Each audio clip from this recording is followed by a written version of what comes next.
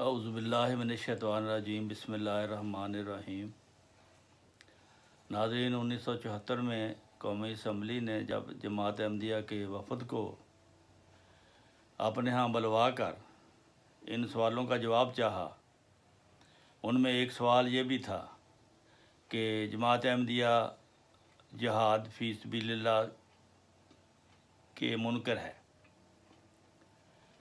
تو اس کے جواب میں حضرت مرزا غلام احمد کی تحریر سے ان کو واضح کیا گیا کہ ہم جہاد کے منکر نہیں ہیں، ہم عین اسلام کے مطابق جو جہاد ہے اس پر عمل کرنے والے ہیں۔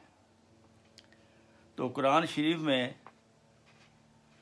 یوں ہی لڑائی کے لیے حکم نہیں فرمایا، بلکہ صرف ان لوگوں کے ساتھ لڑنے کا حکم دیا ہے جو خدا تعالیٰ کے بندوں کو ایمان لانے سے روکتے ہیں، اور اس بات سے روکتے ہیں کہ وہ خدا تعالیٰ کے حکموں پر کاربند کیوں ہیں، اس کی عبادت کیوں کرتے ہیں۔ ان لوگوں کے ساتھ لڑنے کا حکم فرمایا گیا ہے جو مسلمانوں سے بے وجہ لڑتے ہیں اور مومنوں کو ان کے گھروں سے اور ان کے وطنوں سے نکالتے ہیں اور خلق اللہ کو جبراً اپنے دین میں داخل کرتے ہیں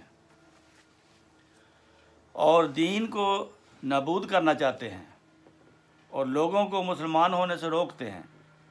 یہ وہ لوگ ہیں جن پر خدا کا غضب ہے اور مومنوں پر واجب ہے کہ وہ ان سے لڑیں اگر وہ بات نہ آویں۔ تو یہ ہے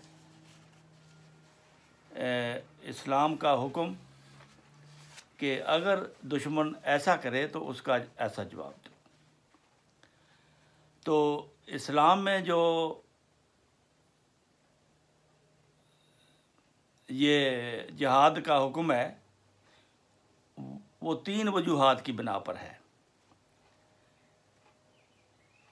اسلام میں جبر کر کے کسی کو داخل کرنا یہ بالکل کہیں نہیں لکھا ہوا۔ اسلام کی لڑائیاں 3 قسم کی ہیں۔ نمبر 1، دفاعی طور پر یعنی حفاظت خود اختیاری۔ دوسری ہے بطور سزا کے یعنی خون کے بدلہ خون۔ بطور آزادی قائم کرنے کے یعنی بغرض جو زیادتی کرتے ہیں ان کی قوت کو توڑنے کے لیے جو لوگ مسلمانوں کو قتل کرتے ہیں، جس حالت میں اسلام میں یہ ہدایت ہی نہیں کہ کسی شخص کو جبراً اور قتل کی دھمکی سے دین میں داخل کیا جائے۔ پھر کسی خونی مہدی یا خونی مسیح کا انتظار کرنا سراسر لغو اور بیہودہ ہے، کیونکہ ممکن نہیں کہ قرآنی تعلیم کے برخلاف کوئی ایسا انسان بھی دنیا میں آوے جو تلوار کے ساتھ لوگوں کو مسلمان کرے۔ رسول کریم صلی اللہ علیہ وسلم نے تو ایسا نہیں کیا۔ آپ نے 13 سال مکہ میں تبلیغ اسلام کر کے دشمنوں سے ماریں کھائیں، زیادتیاں اور ہر قسم کی جبر، ہر قسم کی ظلم، ہر قسم کا آپ کے ماننے والوں پر بھی کیا گیا، لیکن آپ نے صبر کے ساتھ وہ وقت گزارا۔ جب حکم آیا کہ اب جو ظالم ہیں، جو زیادتی کرتے ہیں، ان کو جواب دیا جائے، پھر اللہ تعالیٰ نے حکم دیا ان کو کہ جن کے ساتھ ظلم ہو رہا ہے وہ ظلم کا بدلہ اسی طرح ظلم سے لیں۔ بطور آزادی قائم کرنے سے بغیر سوچنا چاہیے کہ اگر مثلاً ایک شخص ایک سچے مذہب کو اس وجہ سے قبول نہیں کرتا کہ وہ اس کی سچائی اور اس کی پاک تعلیم اور اس کی خوبیوں سے واقف ہی نہیں ہے، تو کیا ایسے شخص کے ساتھ یہ برتاؤ مناسب ہے کہ اس کو قتل کر دیا جائے؟ ایسا شخص قابل رحم ہے؟ اور اس لائق ہے کہ نرمی اور خلق سے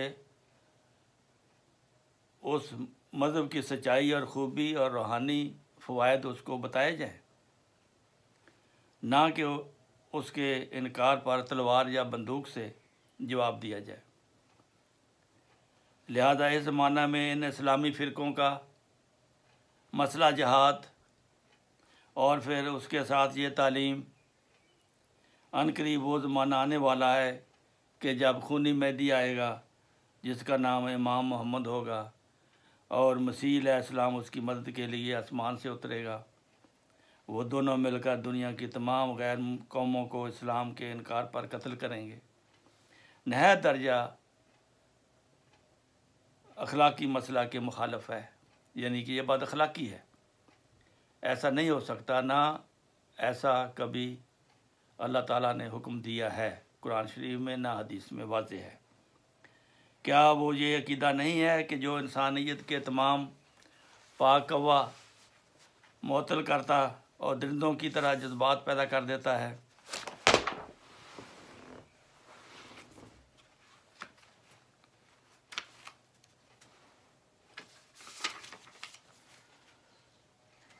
تو ایسے عقائد والوں کو ہر ایک قوم سے منافقانہ زندگی بسر کرنے پڑتی ہے۔ ہمارے نبی کریم صلی اللہ علیہ وسلم نے مکہ معظمہ میں اور پھر بعد میں اس کے بعد کفار کے ہاتھوں سے دکھ بھی اٹھایا، بالخصوص مکہ کے 13 برس اس مصیبت اور طرح طرح کے ظلم اٹھانے میں گزرے، جس کے تصور سے بھی رونا آتا ہے۔ لیکن آپ نے اس وقت تک دشمنوں کے مقابل پر تلوار نہیں اٹھائی اور نہ ان سے سخت کلمات کا جواب دیا۔ لہذا یہ خیال کہ حضرت صلی اللہ علیہ وسلم یا آپ کے صحابہ نے کبھی دین پھیلانے کے لیے لڑائی کی تھی یا کسی کو جبراً اسلام میں داخل کیا تھا، یہ سخت غلطی ہے اور ظلم ہے۔ ایسا کبھی نہیں ہوا۔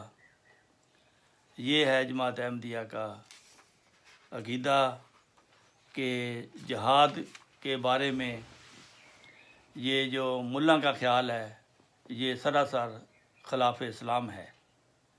یہ اسمبلی کو کھول کر بتایا گیا کہ ہم اس جہاد پر ایمان رکھتے ہیں جب خدا حکم دے، اور حکم خدا تعالیٰ نبی کے ذریعے دیتا ہے، کسی سیاسی لیڈر کے ذریعے نہیں دیتا۔ اس لیے ایسے جہاد کے ہم منکر ہیں جو مولوی کا بنایا ہوا جہاد ہے۔ ہم اس جہاد کے قائل ہیں جو قرآن شریف نے ہم تک پہنچایا اور جو حدیث کے ذریعے ہم تک پہنچا۔ نبی کریم صلی اللہ علیہ وسلم نے پوری زندگی کبھی ایسا جہاد نہیں کیا کہ کسی کو زبردستی مسلمان کیا ہو، اور نہ ہی ایسا حکم ہے۔ ہاں، ایسا جہاد جو ہے، جہاد بن نفس کرنے کا حکم ہے، ہر وقت اپنے نفس کی تربیت کرنے کا حکم ہے، اور ان کفار کو قلم کے ذریعے، کتابوں کے ذریعے، تقریر اور تحریر کے ذریعے، دلائل کے ذریعے ان کا مقابلہ کرنے کا حکم ہے۔